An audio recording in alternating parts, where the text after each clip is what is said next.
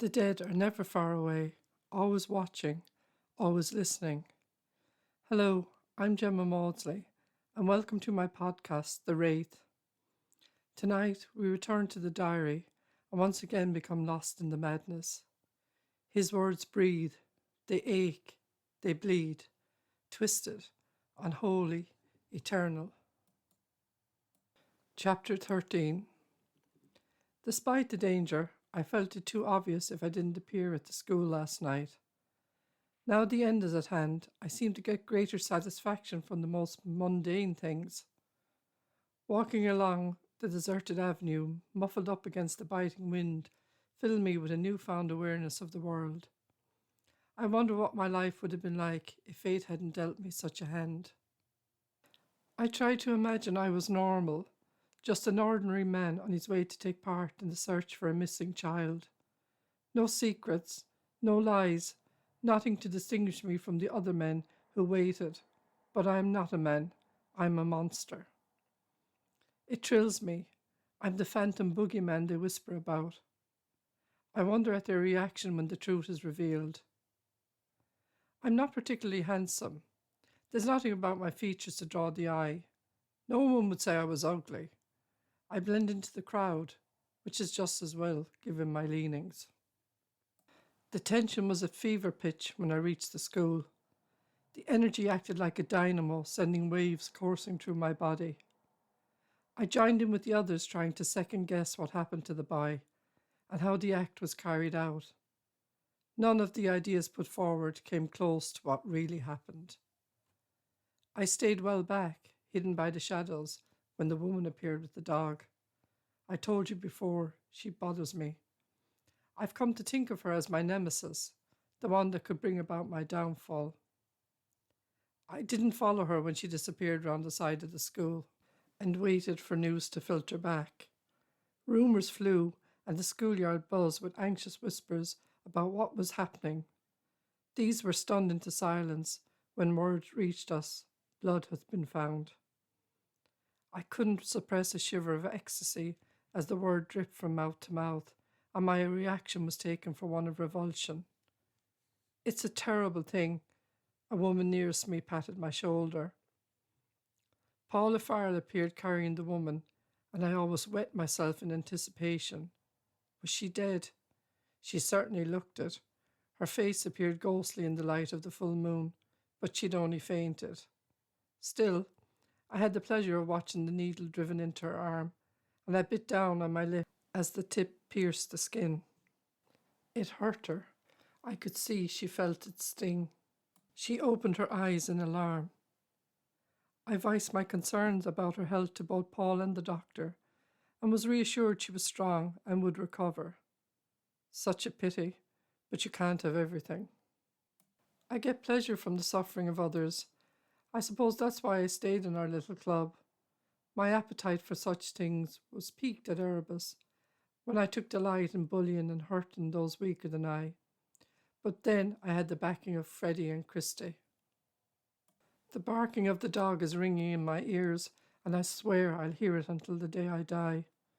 The horror of its pointed teeth, lips drawn back in a snarl, and eyes blazing with anger was something to behold. I managed to move back into the crowd, and I hope I was out of range of the accusing gaze of the detective. The dog knew me, knew I was carrion and lower than its kind. Had the door of the car been open, I've no doubt it would have torn into me. Such a messy end to an orderly life, and not one I would have chosen. I doubt I'll come across the animal again. I excused myself from the search with a rather weak explanation of having a cold. No one expected very much from me, as my health is not good. I was sent away with advice on combating my fake illness. Let the others spend their nights out in the hills, in the bitter cold chasing shadows. The boy is hundreds of miles away, and not even God can save him now. I spoke to Christy on the landline before leaving the house. He assured me all is well. The boy is stowed away in the cellar and will remain there until we're ready. The walk home was lonesome. The traffic was sent away from the village to search the byroads, and the only sound to break the quiet came from my own breathing. The chill wind did little to spoil the pleasure I felt at being part of the secret. The lights were on in the houses I passed, and I smiled where all the doors would be locked and bolted against the terror stalking the night. Little old me. I can imagine the shudders of revulsion of my dear neighbours and work colleagues when they learned of my deception. I could go up to any of the houses I pass and I'd be admitted. I'm trusted, you see. That's what makes what I do easier.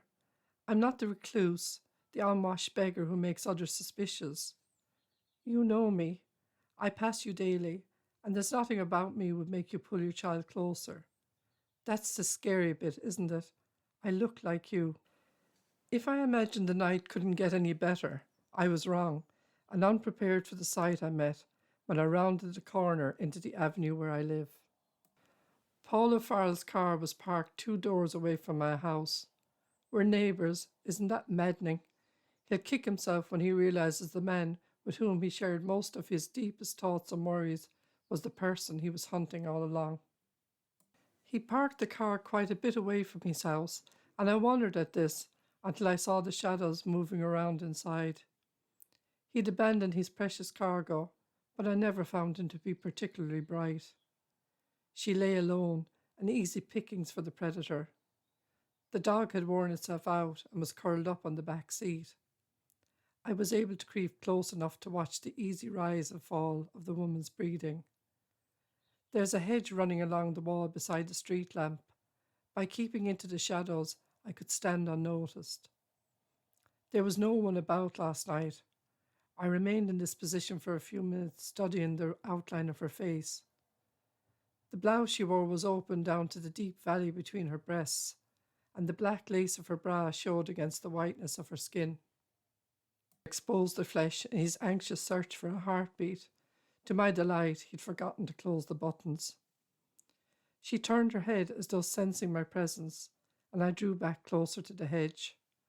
I felt its bare branches piercing my skin, but I didn't dare move in case she opened her eyes. I held my breath until she turned away, and I realized she was tossing in her sleep, trying to break free of the drug's hold. Mothers are wonderful, or so I'm told. It's hard to imagine someone who seems so frail and weak could have the fortitude to fight to regain consciousness. I wonder if my mother would have done the same had she known. Would she have come and rescued me from the nightmare of Erebus? Upstairs, in the window of Paul O'Farrell's house, I saw his shadow moving across the bright backdrop of the bedroom curtains. He was dressing, and I knew I didn't have much time. Easing myself away from the wall and the treacherous points of the twigs and bare thorns, I stepped towards the car door. The light from the street lamp made her skin glow, and I imagined the way it would feel beneath my fingers. She has such a little neck, and despite my frail appearance, my grip can be quite strong. In the throes of the compulsion, I felt the bones snapping and envisioned a small struggle as she remained within the grip of the tranquilizer. Slipping my hand under the handle, I eased it up as quietly as I could and found it was locked. Cursing the man who'd done it, I allowed the handle to slip back into place and was about to walk away when a movement in the back of the car caught my eye. I was face to face with the dog, with only the thickness of the glass separating us. In my determination to reach the woman, I'd forgotten about the dog. It happens to me sometimes during the kill. All sound ceases, and I'm aware of nothing other than the need and the promise of release. I stood frozen, hypnotized by the dog's eyes. I saw, though the interior of the car was half in shadow, the hairs on its back standing upright. Once again its mouth was drawn back, exposing sharp, pointed teeth, and the throaty growls seemed to rise from the depths of its soul. I felt its voice reverberating on my face. I averted my gaze and moved back from the car. The dog went into a spasm of barking, clawing at the window, then howling like some werewolf. The sound caused some nearby houses to turn on their hall lights, and I knew front doors would soon be opening. I reached the shadow of my own front porch before Paul came running along the pavement. I saw from his dishevelled condition he hadn't finished dressing, and his face was flushed with anger. Waving away the concerns of a handful of neighbours who watched his every move, with the assurance that there was nothing to worry about, he climbed into the car. "Will you shut the fuck up?" I laughed when he said this to the dog and heard a slow growl of resignation. Though I've never liked animals, I assume from its reaction that the dog is clever. I must check out poisons on the web and see how much it would take to kill an animal that size. Of course, I don't need to find what I'm looking for there. Freddie has a supply on hand, and I wouldn't want anyone, especially not a dog, to interfere with our plans. I don't feel quite as depressed today as I have in the past weeks. Maybe it's the thrill of the secret, the standing around last night, being part of the drama. It's not the missed opportunity of killing the woman, but in the cold light of day, I realise what a mistake it would have been. It would have destroyed everything we've worked for, and though Paula Farrell is no Sherlock Holmes, even he couldn't miss putting two and two together. No, I lost control. This is intolerable and can't be allowed to happen again. I dare not mention my little lapse to the others because I know they'd be annoyed. They question my loyalty to our group, and I don't want to have to endure any more of Christie's smart comments about putting me out of my misery. The answering machine light was blinking red when I opened the front door. I waited for the car to drive away before stepping out of the shadows. The cold drove the nosiest neighbours back indoors, and I slipped inside unnoticed. There was, as expected, no message to any of the calls, and I erased them before dialing. We never let our voices be recorded, and the silent buzz of the dial tone spoke volumes. I rang each one of them in turn and became the schoolboy of yesteryear as I giggled and planned what we're going to do over the coming days. I don't think there was anything in my tone betrayed my intentions, and I'm sure I appeared normal. If either of them noticed anything, they never said, but then I can't be sure what they say behind my back. I double-checked the window locks and turned on the alarm before going to bed. My sleep was troubled. Christie is the one I fear most. The life he's chosen is a constant delight to him, and he'll do anything to stop it from coming to an end. Freddie is harder to read, and though we know each other's weaknesses, he's sardonically arrogant. Everything and everyone bores him, and he's the most secretive. He can appear emotionless, but he shares in our perversions, and the fact we know his weakness is painful to him. Only in our presence does he lose control, and this is terrifying to witness as he becomes more animal than man. I take comfort in the fact, while all three of us are staring into the abyss, only I have my finger on the trigger. Time to face another day of drudgery, as outside my window the avenue comes to life and the world continues as normal. Today is the day for rubbish collection, and mothers vie with trash cans and flocks of multicoloured children. Each child is guarded by an adult as they pass my window in a wave of sound.